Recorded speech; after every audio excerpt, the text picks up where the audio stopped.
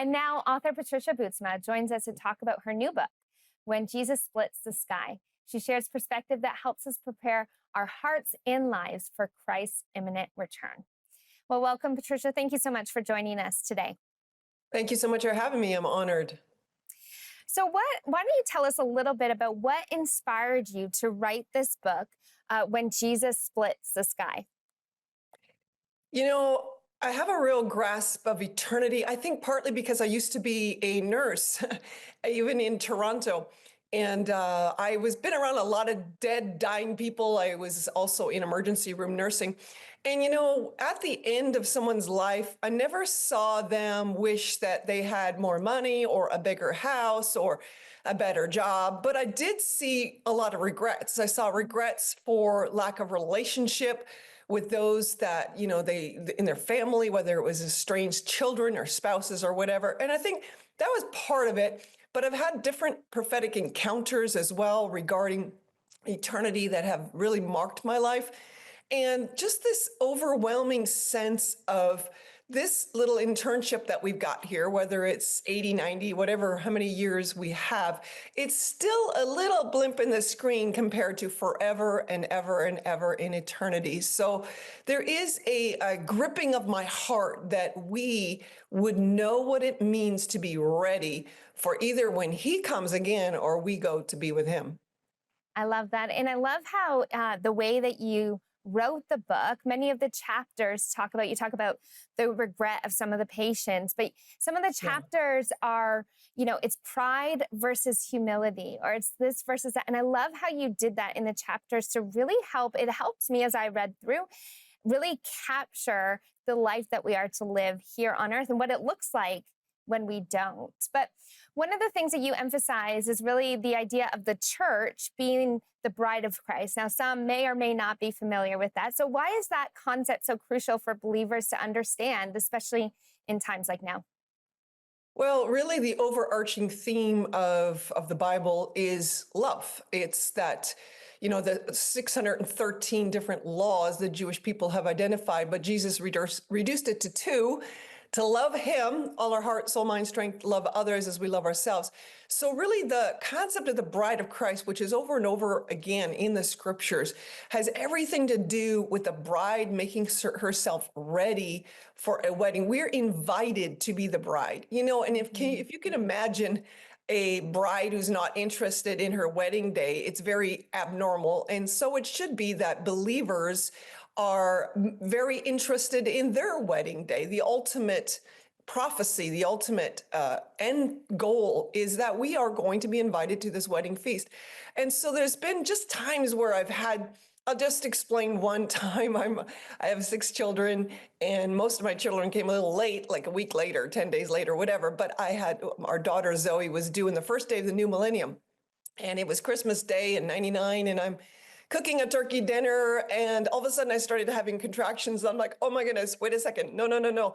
I'm not ready to have this baby yet. Lord, I'm not sure where these other kids are going. I just cooked a Christmas dinner, and wait a second here. And thankfully he did stop the contractions until in early January. But I'll never forget this whisper that rose up inside of me, which I believe was the voice of God. And he said, Patricia, how you're feeling right now is how many of my people will feel when I come again, not ready. Now they know that it's coming, or, they know that, and I knew I was going to have a baby soon. I didn't know exactly when, but there was something that gripped my heart. It's like, Lord, I want to know what it means to be ready.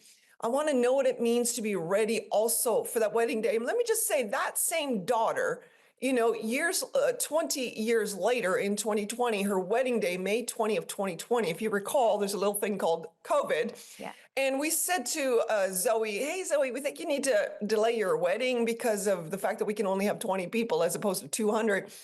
And yet she did not want to delay the wedding. She was so ready to get married. And I'm sitting at her wedding with 20 people as opposed to 200. And again, that whisper, that voice of God said, Patricia, even in the midst of chaos and shaking and trials, the wedding will go on. And it was like, oh, wow, I want to be focused on what really counts. I don't want to be focused in all the troubles in the world because, as my friend says, earth may be preparing for war, but heaven is preparing for a wedding. I love that. That's beautiful. And a big part of being ready is going in one of the chapters, you talk about going from an orphan heart to sonship. Yeah. So, what does that mean for us today and how we get ready for Christ's return? Yeah, again, my focus, I have studied eschatology, but this is really so much about the heart preparation. It is about, Mhm. as it says in Proverbs 4:23, watch over your heart with all diligence, for out of it spring the issues of life. So as a Canadian, I grew up in a farm near Stratford, Ontario, Canada. And my dad, and bless him, he's gone to heaven, hallelujah. But he was very abused as a child. And he, therefore, became quite an abusive father. And my whole relationship with God as father was very skewed.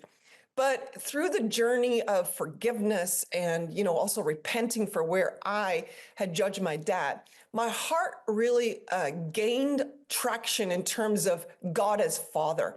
And that is a massive revelation because I give signs of an orphan heart. Doesn't mean we have to be literally orphans, but an orphan heart, very independent. I've got to make it happen. I'm going through life on my own. It's me. It's all about me. But when we really enter into sonship, it's such an incredible revelation of a God in heaven who has this phenomenal plan for us, and we can rest in his love.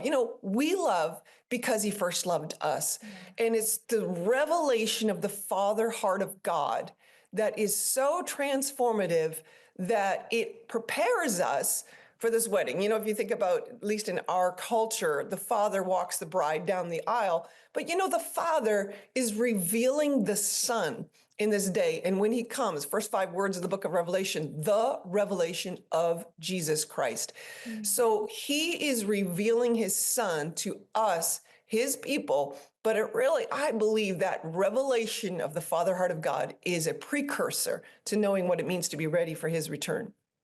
Yes, thank you so much, Patricia, for sharing that. I know this book, When Jesus Splits the Sky, really spoke to me. So I just encourage, if you want more information on Patricia or the book, you can head to 700club.ca. And Patricia, thank you so much for sharing today. Thank you so much for having me.